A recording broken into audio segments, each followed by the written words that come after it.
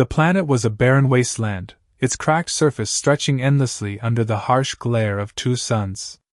Dust storms raged across the desolate plains, and rivers had long since dried up into faint traces on the parched earth. Water was life here, but it was also power, a privilege reserved for those who could afford it. In one corner of this unforgiving world lived an alien girl named Lyra.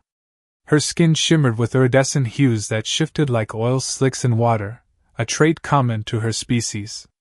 She wore tattered robes stitched together from scraps she scavenged while wandering through abandoned settlements.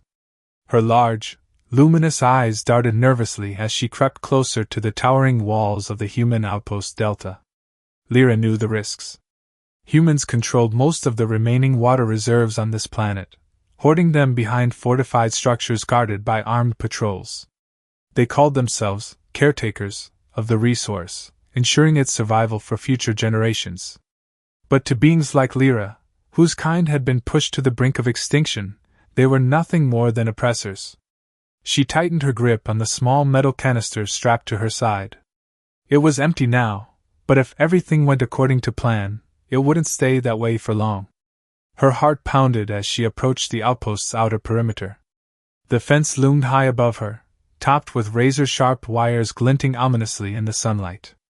Lyra took a deep breath and crouched low, scanning the area for any sign of movement. A patrol drone buzzed lazily overhead, its sensors sweeping back and forth. Waiting until it passed, she slipped through a narrow gap beneath the fence, careful not to make a sound. Once inside, she pressed herself against the cold metal wall of a storage unit, listening intently for footsteps or voices. Her target was clear, the main reservoir tank located at the center of the compound. If she could just get close enough to siphon off even a tiny amount of water, it would mean salvation for her dying family hidden away in the caves beyond the dunes. Every step felt heavier than the last, each breath shallow and strained. Suddenly, a voice crackled over a nearby intercom. "Sector B secure. Proceeding to checkpoint Alpha." Lyra froze, her body rigid as stone. Footsteps echoed closer, heavy boots crunching against gravel. She glanced around frantically, searching for cover. Spotting a stack of crates nearby, she dove behind them just as two human guards rounded the corner. One of them stopped abruptly, tilting his head as though sensing something amiss. "Hey, did you hear that?" he asked his companion. The other shrugged. "Probably just another sand rat. Let's keep moving." As they walked past, Lyra exhaled silently, relief washing over her, but only briefly. She couldn't afford to waste time. With renewed determination, she continued creeping toward the reservoir, knowing full well that failure meant certain death. Lyra moved like a shadow, slipping between storage units and ducking under overhanging pipes. Her luminous eyes darted left and right, scanning for any sign of movement. The reservoir tank was just ahead now, its massive cylindrical shape gleaming in the harsh sunlight. A single guard stood near the control panel, his back turned as he lazily scrolled through something on a handheld device. Her pulse quickened. This was her chance. She clutched the small canister tightly, feeling the cool metal against her palm. Taking a deep breath, she crouched low and edged closer to the tank. If she could reach the siphon valve without being seen, she might be able to extract enough water to save her family. But luck wasn't on her side today. As she reached the base of the tank, the ground beneath her feet shifted slightly. A loose rock skittered across the concrete floor with a sharp clatter. The guard froze, then spun around, his hand instinctively reaching for the weapon holstered at his side. "Who's there?" he barked, his voice echoing through the empty space. Lyra pressed herself flat against the curved surface of the tank, holding her breath. Her heart thundered in her chest, each beat threatening to give her away. The guard took a cautious step forward, his eyes narrowing as he scanned the area. She had no choice but to act. With a burst of speed, Lyra darted out from behind the tank, aiming for the shadows cast by a nearby generator. But before she could disappear into the darkness, the guard spotted her. "Stop!" he shouted, raising his weapon. Panic surged through her veins. She sprinted toward the edge of the compound, weaving between obstacles as energy bolts zipped past her, leaving scorch marks on the walls. Alarms blared overhead, their shrill wails piercing the air. Red lights flashed, bathing the entire outpost in an ominous glow. Guards poured out of every direction, converging on her position. Trapped and cornered, Lyra slid to a stop near a stack of crates, her chest heaving as she tried to catch her breath. There was nowhere left to run. "Hands up!" one of the guards commanded, his weapon trained directly at her head. Slowly, reluctantly, Lyra raised her trembling hands, the empty canister still clutched in one fist. The lead guard stepped forward, his face grim. "You're coming with us," he said coldly. Without another word, he grabbed her arm and yanked her toward the center of the compound, where a makeshift courtroom awaited those accused of crimes against the outpost. Inside the dimly lit chamber, Lyra knelt on the cold floor, her shimmering skin dulled by fear. The human judge, a stern woman with sharp features and an even sharper gaze, looked down at her from a raised platform. Behind her sat rows of spectators, mostly humans but a few aliens too, all watching intently as the proceedings began. "This alien has been caught attempting to steal vital resources," the judge announced, her voice cutting through the tense silence. "Such acts threaten the survival of our community. Under the laws of Outpost Delta, theft of water is punishable by death." Gasps rippled through the crowd. Even some of the humans looked uneasy, though most remained silent. Lyra's heart sank. She knew the sentence before it was even declared, but hearing it spoken aloud made it feel real, inescapable. "Do you have anything to say in your defense?" the judge asked, her tone devoid of sympathy. Lyra swallowed hard, her throat dry despite the dire circumstances. "I didn't mean harm," she whispered, her voice barely audible. "My family, they're dying. We have no water. I only wanted to help them survive." A murmur spread through the audience, but the judge showed no mercy. "Survival is not an excuse for breaking the law. You will face execution at dawn." Two guards dragged Lyra away, her legs buckling beneath her as despair overwhelmed her senses. They locked her in a tiny cell buried deep within the outpost, its walls damp and suffocating. As the heavy door slammed shut, she collapsed onto the cold floor, tears streaming down her cheeks. Hours passed in agonizing silence. Lyra stared blankly at the ceiling, her mind replaying memories of her family, her younger sibling coughing weakly, her mother comforting him with hollow reassurances, her father working tirelessly to find food despite their dwindling strength. She had failed them. Suddenly, the sound of footsteps echoed down the corridor outside her cell. Keys jingled, and the lock clicked open. Lyra tensed, expecting another guard come to taunt her or prepare her for execution. Instead, a man stepped inside, his face partially hidden by the hood of his jacket. "Don't scream," he said quietly, closing the door behind him. His voice was calm but urgent. "I'm here to help." Lyra blinked, unsure if she was hallucinating. "Why would you help me?" The man hesitated, then pulled back his hood, revealing weathered features and kind eyes. "Because what they're doing isn't right," he said simply. "No one deserves to die for trying to keep their family alive." Before Lyra could respond, the man handed her a small device. "This will disable the security system long enough for us to get out. But we need to move fast." Hope flickered in Lyra's chest for the first time since her capture. Could this stranger really save her? Or was this just another cruel twist of fate? The man's words hung in the air like a lifeline, fragile yet full of promise. Lyra stared at him, her shimmering eyes wide with disbelief. For a moment, she wondered if this was some kind of trick, a cruel game designed to break her spirit further before her impending execution. But then she saw the sincerity in his expression, the determination etched into his weathered face. "Who are you?" she whispered hoarsely, clutching the small device he had handed her as though it might vanish at any moment. "My name is Eli," he replied softly. "And I don't have time to explain everything right now. Do you trust me?" Lyra hesitated. Trust didn't come easily, not on a planet where survival often meant betrayal. But what choice did she have? She nodded slowly, her resolve hardening. If there was even a sliver of hope, she had to take it. Good, Eli said, his voice firm but gentle. Follow me, and do exactly as I say. He turned and pressed his ear against the cell door, listening intently for signs of movement outside. When the coast seemed clear, he slipped out into the dimly lit corridor, gesturing for Lyra to follow. She crept after him, her bare feet making no sound against the cold metal floor.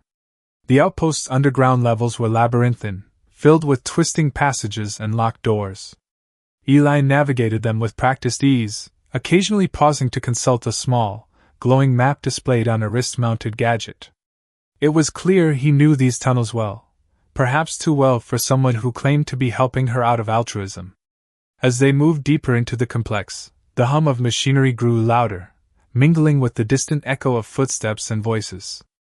Lyra's heart raced with every step, each shadow seeming to stretch longer and darker around them. One wrong move, one false alarm, and their escape would end before it truly began. Finally, they reached a heavy security door marked restricted access. Eli pulled out the device he'd given Lyra earlier and instructed her to hold it up to the control panel. Her hands trembled as she obeyed, pressing the device against the blinking interface. For a tense moment, nothing happened. Then, with a soft click, the door slid open, revealing a narrow maintenance shaft beyond. A gust of warm air rushed through, carrying the faint scent of oil and rust. This way, Eli urged, leading her inside. They climbed a series of rickety metal stairs that groaned under their weight, emerging eventually onto the roof of the outpost. From here, they could see the vast expanse of the desert stretching endlessly in all directions, its dunes bathed in the eerie glow of the twin moons. But their freedom was short-lived. Before they could descend to the ground below, the sound of shouting erupted from behind them. Guards spilled onto the rooftop, weapons drawn and faces grim. Spotting Eli and Lyra, they opened fire without hesitation. "Run!"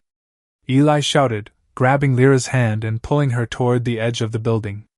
They leapt off together, landing hard on a lower platform connected by a series of scaffolds.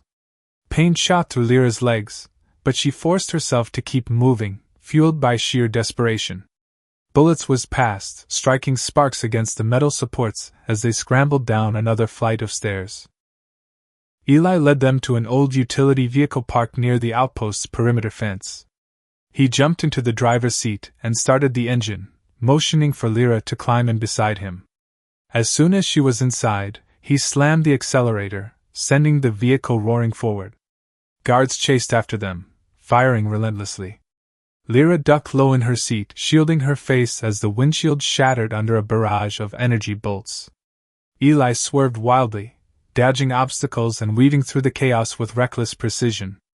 Just when it seemed like they might actually make it, the vehicle hit a patch of loose sand and skidded sideways, coming to a jarring halt mere meters from the fence.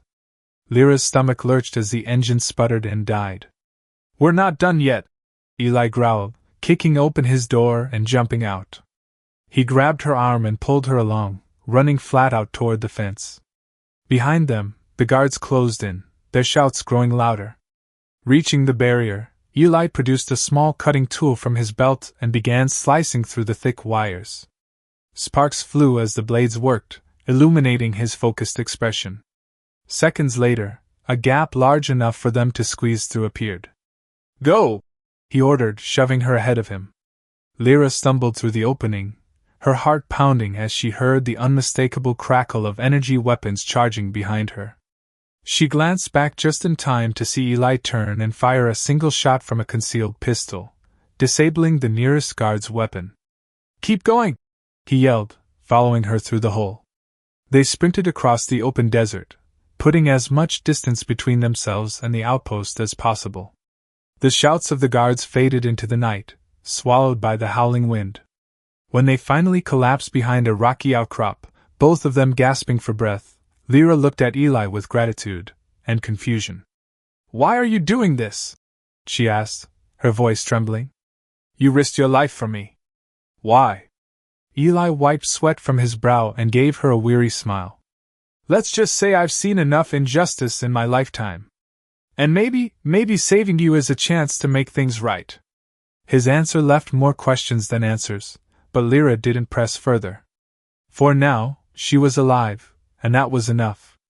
The desert stretched endlessly before them, an ocean of golden dunes shimmering under the twin moons. The oppressive heat of the day had given way to a biting chill, and the wind carried fine grains of sand that stung their skin like tiny needles. Lyra wrapped her tattered robes tighter around herself as she trudged alongside Eli, her legs still sore from their frantic escape. For hours they walked in silence, putting as much distance between themselves and the outpost as possible. Every sound, the rustle of the wind, the distant call of nocturnal creatures, made Lyra flinch, her nerves frayed from the constant threat of pursuit. She glanced over her shoulder repeatedly, half expecting to see the headlights of a patrol vehicle cutting through the darkness.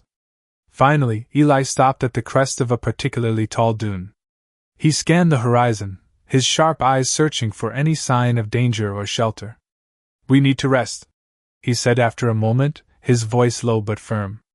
"And we'll need water soon. Can't survive out here without it." Lyra nodded mutely, her throat parched and raw. The small canister she tried to fill back at the outpost was still empty, a cruel reminder of how close she'd come to saving her family, and how far she now was from them. Eli led her down the slope to a shallow depression partially shielded by jagged rocks. It wasn't much, but it offered some protection from the relentless wind. He dropped to one knee and began rummaging through a small pack slung over his shoulder. After a moment, he produced a canteen and handed it to her. "Drink slowly," he instructed. "Not too much at once." Lyra hesitated, her gratitude warring with guilt. This human had already risked so much for her, had even shared his precious water despite knowing how scarce it was. But thirst overruled her hesitation, and she took a cautious sip. The cool liquid slid down her throat like salvation, reviving her flagging strength. "Thank you," she whispered, handing the canteen back. Eli shrugged, though there was a flicker of warmth in his eyes. "Don't mention it. We're not done yet."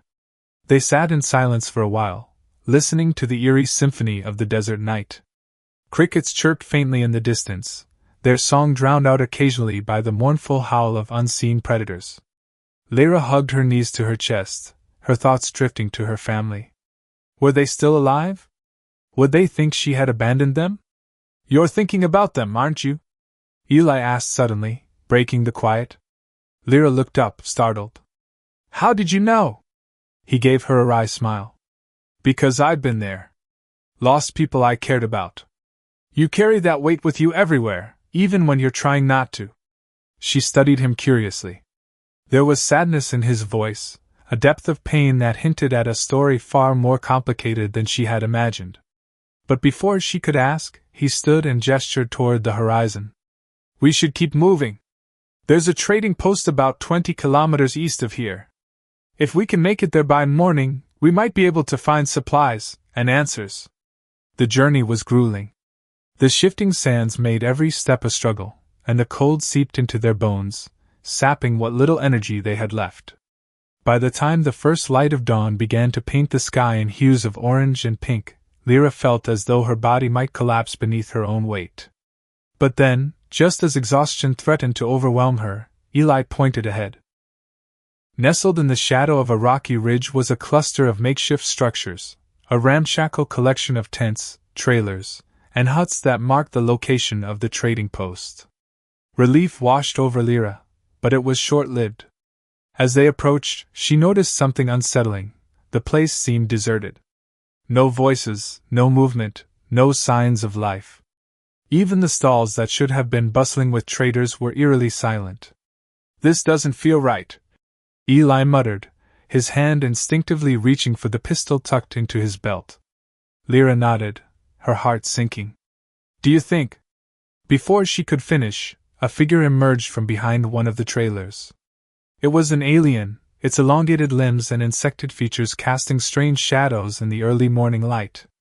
Its large, multifaceted eyes glinted ominously as it regarded them. "You shouldn't be here," it rasped, its voice dry and crackling like dead leaves. Eli stepped forward protectively, positioning himself between Lyra and the stranger. "We're just passing through," he said evenly. Looking for supplies. The alien tilted its head, studying them with unnerving intensity. Supplies are scarce these days. Everyone takes what they can get, and keeps it hidden. It paused, then added cryptically, including the humans. Eli frowned. What do you mean? Instead of answering, the alien gestured toward one of the larger tents. Go inside if you must. But beware, nothing here comes without a price. With that, it turned and disappeared into the shadows, leaving Lyra and Eli alone once again. Inside the tent, they found a bizarre assortment of goods scattered across crude wooden tables, broken machinery, faded maps, dusty containers of food, and most importantly, several jugs of water. A hooded figure sat cross-legged in the corner, its face obscured by layers of fabric. Welcome, the figure croaked, its voice barely audible. What do you seek? Eli exchanged a glance with Lyra before stepping forward. Water. And information. We'll pay whatever you ask. The figure chuckled darkly. Payment is easy. Answers, however. It leaned closer, revealing piercing eyes that seemed to bore into their souls. Why does the girl matter to you, human? Why risk everything for someone who isn't even your kind? Eli stiffened, clearly unprepared for such a direct question. For a moment, Lyra thought he might refuse to answer, but then he sighed and met the trader's gaze squarely. Because, he said quietly, I've spent too long watching others suffer because of greed and fear. Maybe helping her is my way of making amends. The trader stared at him for a long moment, then nodded slowly. Very well. Take what you need. But remember, kindness has a cost, and debts always come due. As they gathered supplies and prepared to leave, Lyra couldn't shake the feeling that their troubles were only beginning. The trader's words lingered in her mind, heavy with foreboding. What debt had Eli incurred by saving her? And what price would they both ultimately have to pay? The trading post faded into the distance as Lyra and Eli pressed onward, their supplies replenished but their spirits weighed down by unanswered questions. The hooded trader's cryptic warning echoed in Lyra's mind like a haunting melody, blending with the relentless hum of the desert wind. What did it mean to incur a debt in this unforgiving world? And why had Eli sacrificed so much for her? For his part, Eli remained quiet, his jaw clenched as though wrestling with thoughts he didn't want to share. His determination was unwavering, guiding them across the dunes with purpose, yet there was an air of tension around him, a sense that he carried burdens far heavier than the pack on his back. By midday, they reached the edge of a vast canyon carved deep into the planet's crust. Its walls were jagged and uneven, glowing faintly with veins of bioluminescent minerals that pulsed softly in the sunlight. At its center stood what appeared to be ruins, an ancient structure half buried in sand, its crumbling archways and shattered spires hinting at a civilization long gone. This is it, Eli said abruptly, stopping at the rim of the canyon. His voice was low but tinged with urgency. If we're going to find answers about the water, and why it's being controlled, we'll find them here. Lyra frowned, peering down into the abyss. What makes you think this place holds secrets? Eli hesitated before answering. Because I've been here before. Years ago, when I first arrived on this planet. This used to be a hub for water distribution, not just for humans, but for everyone.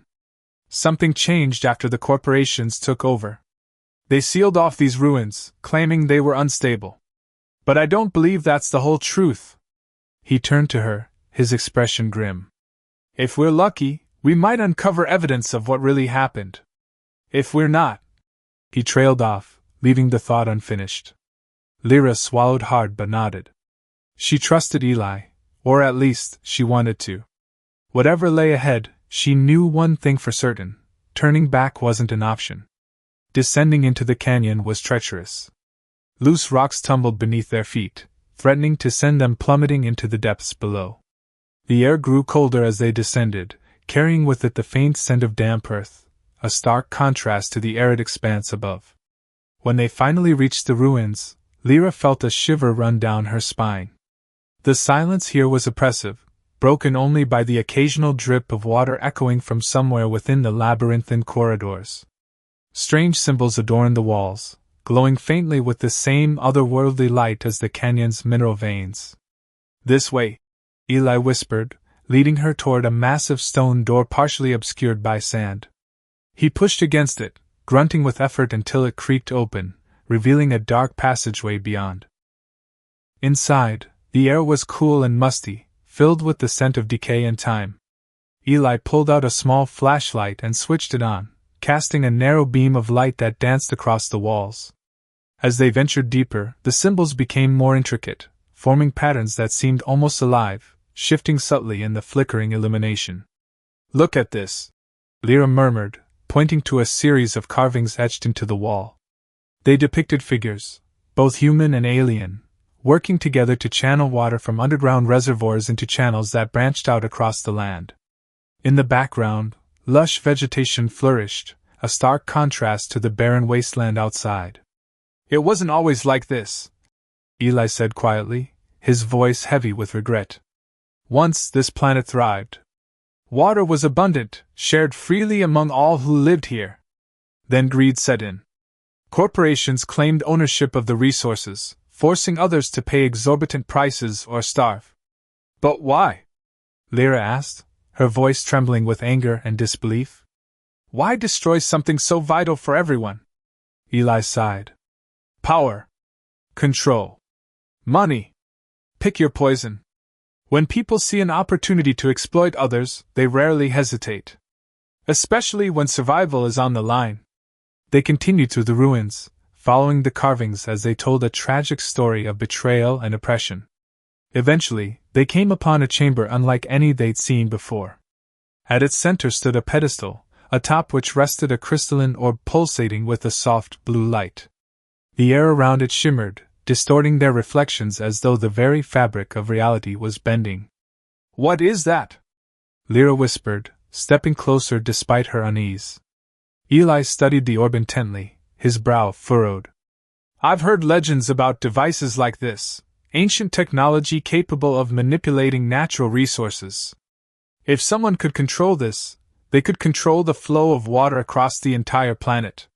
Before either of them could react, a loud clanging noise reverberated through the chamber.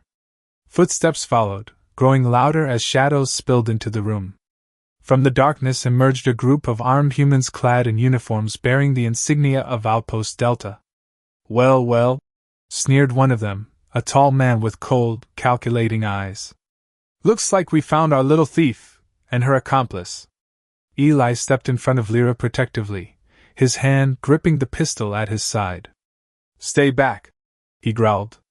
"You have no idea what you're messing with." The leader smirked, raising his weapon. "Oh, I think we do. That orb belongs to us now. And so do you too." Tension crackled in the air as the standoff unfolded. Outnumbered and cornered, Lyra clenched her fists, her heart pounding wildly.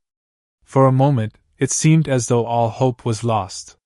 Then, without warning, the ground beneath them began to tremble.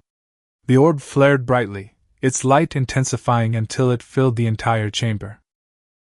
A low rumbling sound echoed through the ruins, growing louder with each passing second. "What's happening?" one of the guards shouted, panic creeping into his voice. Eli grabbed Lyra's arm and pulled her toward the exit. "We need to move, now!"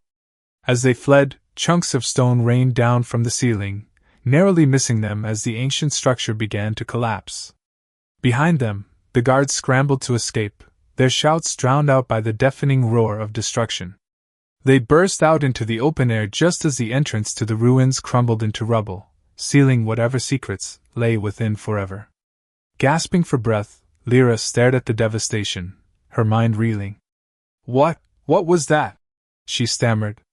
Eli shook his head, his face pale. "I don't know. But one thing's clear. Whoever controls that orb has the power to reshape this planet, and not necessarily for the better." As they stood amidst the chaos, Lyra realized that their journey was far from over. The truth about the water, and the forces vying for control, was buried deeper than ever. And if they hoped to save themselves, and her family, they would need to dig even further. The suns blazed overhead as Lyra and Eli trudged away from the collapsed ruins, their shadows stretching long across the desert sands. Both were battered and exhausted, their bodies aching from the chaos they had narrowly escaped. Yet despite the physical toll, their minds raced with possibilities and dangers. "That orb," Lyra said finally, breaking the tense silence between them. "Do you think it's still intact down there?" Eli nodded grimly. "It has to be. Something that powerful wouldn't shatter so easily. The ruins collapsing, it felt almost deliberate, like the structure was designed to protect it." Lyra frowned, her shimmering eyes narrowing in thought. "If the humans find a way back inside, they'll use it to tighten their grip on the water supply. They'll make things worse, for everyone." Eli glanced at her, his expression hardening. "Which means we can't let that happen." They stopped beneath the shade of a rocky outcrop, taking a moment to catch their breath. The weight of their mission settled heavily on their shoulders. It wasn't just about survival anymore, it was about justice. About reclaiming what had been stolen from those who needed it most. "We need allies," Eli said after a long pause. "Two people alone can't take on an entire outpost, or whatever organization is pulling the strings behind the scenes." Lyra hesitated, then nodded slowly. "There are others like me, aliens who've been pushed to the brink. If we could gather enough of us, maybe we'd stand a chance." "Not just aliens," Eli added. "Some humans will help too. Not all of them are blind to what's happening. There are dissenters within the system, people who want change but don't know how to fight back." He pulled out a small device from his pocket, a communicator he'd salvaged during their escape, and began tapping commands into its interface. After a few moments, he looked up at Lyra. "I've sent out a signal to contacts I trust. People who might be willing to join us. But it'll take time for them to respond, and time isn't something we have much of." Lyra bit her lip, her luminous gaze fixed on the horizon. "What do we do while we wait?" Eli smiled faintly, though there was no humor in it. "We prepare." Over the next several days, they worked tirelessly to lay the groundwork for their plan. Using the supplies they'd gathered from the trading post, they constructed makeshift weapons and tools. Eli taught Lyra how to handle firearms and set traps, skills she had never needed before but now found essential. In return, she shared knowledge of the desert's hidden pathways and safe havens, places where they could retreat if things went wrong. During quiet moments, when the oppressive heat forced them to rest, Lyra pressed Eli for more details about his past. Why had he come to this planet? What debt was he trying to repay? At first, he deflected her questions, offering vague answers or changing the subject entirely. But one evening, as they sat beside a flickering fire under the twin moons, he finally opened up. "I used to work for them," he admitted, his voice heavy with regret. "For the corporations that control the water. I helped design systems to extract and distribute resources efficiently, at least that's what I told myself. But the deeper I got, the clearer it became that efficiency wasn't their goal. Domination was." He paused, staring into the flames. "By the time I realized what I'd done, it was too late. Entire communities had been displaced. Families destroyed. I tried to leave, but they didn't let go easily. They hunted me, framed me for crimes I didn't commit. That's why I ended up here, in the wastelands, hiding like everyone else." Lyra listened silently, her heart aching for the pain he carried. When he finished, she placed a hand on his shoulder. "You're not that person anymore," she said softly. "You're helping now. That counts for something." Eli gave her a weary smile. "Maybe. But redemption doesn't come cheap." Their preparations paid off when a group of unlikely allies began to arrive, drawn by Eli's signal. First came a trio of scavengers, aliens with rough exteriors but sharp instincts, skilled at navigating the harsh terrain. Next was a human woman named Mira, her face lined with age but her eyes burning with defiance. She claimed to have once worked as a medic at Outpost Delta before being exiled for speaking out against corruption. Finally, a young alien boy appeared, dragging behind him a cart laden with scrap metal and spare parts. His name was Taro, and though he barely spoke, his mechanical ingenuity quickly proved invaluable. Together, the ragtag team formed a fragile alliance, united by a common cause. As they strategized around a crude map spread across the sand, Eli outlined their plan. Our best shot is to infiltrate Outpost Delta itself.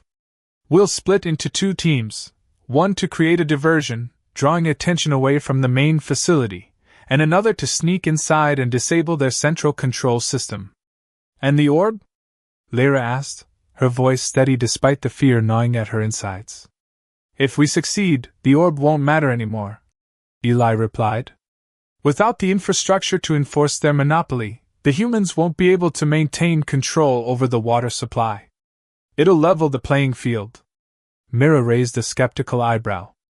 Assuming we survive long enough to pull it off. Eli met her gaze squarely. We don't have a choice.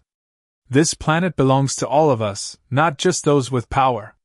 The group exchanged determined looks, their resolve strengthening with each passing moment. They knew the risks. They weren't walking into battle.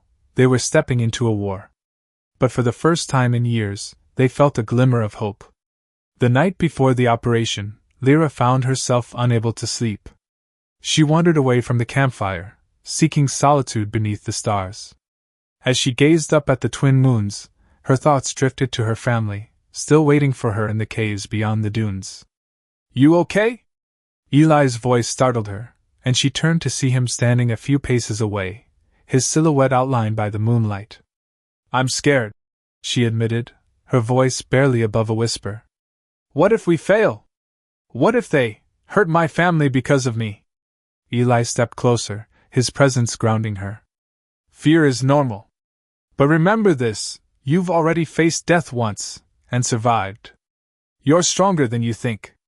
And tomorrow, we fight not just for ourselves, but for everyone who's suffered under this system. Tears welled in Lyra's eyes, but she blinked them away, nodding resolutely. Then let's finish what we started. Eli placed a reassuring hand on her shoulder. Together.